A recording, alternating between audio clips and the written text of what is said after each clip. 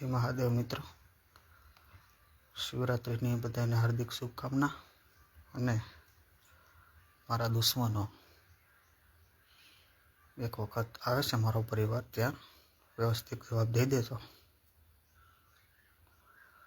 અને પછી લડવું હોય આપણી સાથે તો હવે સોશિયલ મીડિયાના મારફતે હવેના બધા વિડીયો મારા યુટ્યુબમાં આવશે।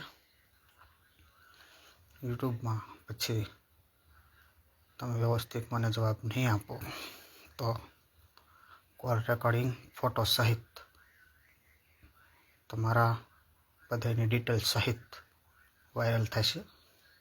પછી મને ન કહેતા કે આમ થયું તેમ થયું। ઓકે, થોડુંક ધ્યાન રાખજો તમે હોતી। હું આમ તો તમારી સાથે નહીં લડી શકું, આમ નહીં મેકો, કેમ કે હવે સમય આવી ગયો છે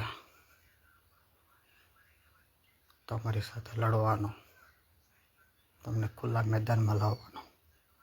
અને પછી હું એ બધા વિડીયોમાં તમને પછી અમુક શબ્દોનો ઉપયોગ કરું અને પછી ખરાબ લાગશે, કેમ કે અત્યાર સુધી નહોતો વાંક છતાંય હું ભૂલથી માફી તમારા પાસે માંગી લેતો હતો। હવે નહીં માફી માંગુ,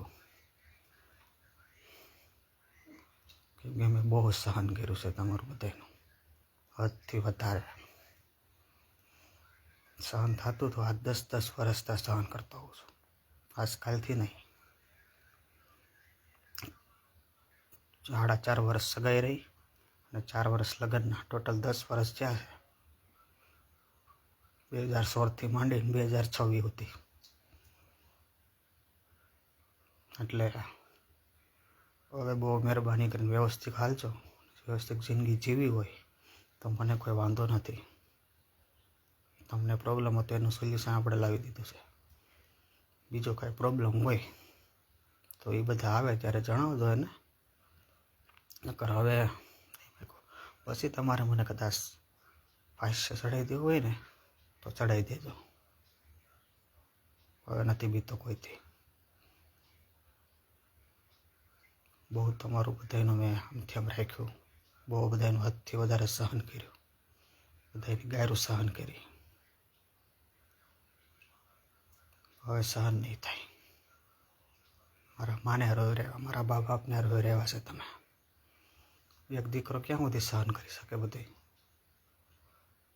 તમારી હાટું થઈ અને હું ખરાબ રસ્તે પણ ચડી ગયો હતો, પણ એ બધું તો હવે તો નહીં, હવે તો બરાબર રસ્તે જ છું।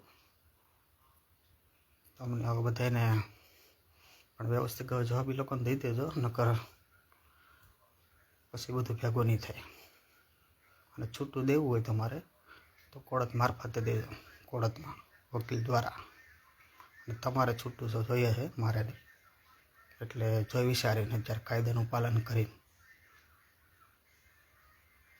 નકર હું નહીં છૂટું આપું। મારે તો જોકે જોતું નથી, તમારે જોવે છે। પહેલી ને છેલ્લી વાત, અને છેલ્લો વિડીયો અત્યારે મારે ફેસબુકમાં હશે, યુટ્યુબમાં હશે। હવેના પછીના વિડીયો બધા યુટ્યુબમાં આવશે, ફેસબુકમાં નહીં આવે। ઓકે, જય મહાદેવ।